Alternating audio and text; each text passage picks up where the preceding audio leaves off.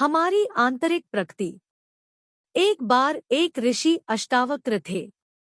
उनके कुछ अनुयायी उनके आश्रम में सीखने के लिए रहते थे और वहाँ राजा जनक थे जो ऋषि से मिलने बहुत आते थे। समय के साथ ये अनुयायी राजा जनक से नाराज होने लगे क्योंकि ऋषि जब भी आते थे तो उनके साथ बहुत समय बिताते थे। क्योंकि साधु राजा के साथ बहुत समय बिताते थे कि साधु का अनुयायी कानाफूसी करने लगा, गुरुजी एक राजा के साथ इतना समय क्यों बिताते हैं? क्या हमारा गुरु भ्रष्ट है? इस राजा के बारे में इतना आध्यात्मिक क्या है? वह गहने पहनता है और वह कैसे कपड़े पहनता है? हमारे गुरु उस पर इतना ध्यान क्यों देते हैं? ऋषि जानते थे कि ये भावना उनके अनुयायियों में बढ़ रही है। एक दिन जब साधु राजा और आश्रम के सभी साधु सत्संग में भाग ले रहे थे, तो एक सैनिक आया और बोला, हे राजा, तुम्हारे महल में आग लगी है, सब कुछ जल रहा है। राजा ने उत्तर दिया, सत्संग में खलल न डालें, इसके खत्म होते ही मैं आऊंगा। अब वापस जाओ और वहां मदद करो। सिपाही चला गया और राजा ऋषिमुनियों के साथ सत्संग जारी रखने के लिए वापस बैठ गया।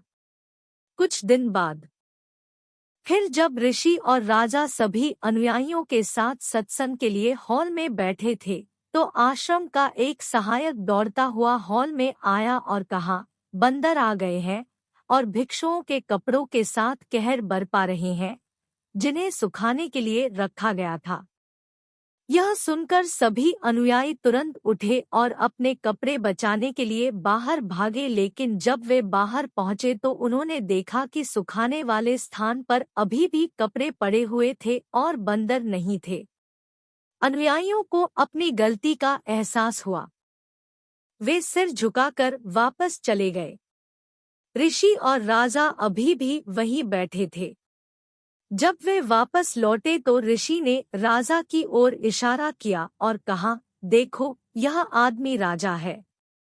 कुछ दिनों पहले उसका महल जल रहा था। उसका पूरा राज्य उथल-पुथल में था और उसकी संपत्ति जल रही थी, फिर भी उसकी चिंता थी कि सत्संग में खलल न पड़े। जहां आप सभी भिक्षु हैं और जीवन के उच्च स्तर को सीखने के लिए यहाँ रह रहे हैं, और आपके पास अभी भी कुछ नहीं है, जब आपने बंदरों और अपने कपड़ों के बारे में सुना, आप मेरी बात पर ध्यान दिए बिना उन कपड़ों को बचाने के लिए भागे। आपका त्याग कहाँ है? वह एक राजा है, लेकिन वह एक त्यागी है।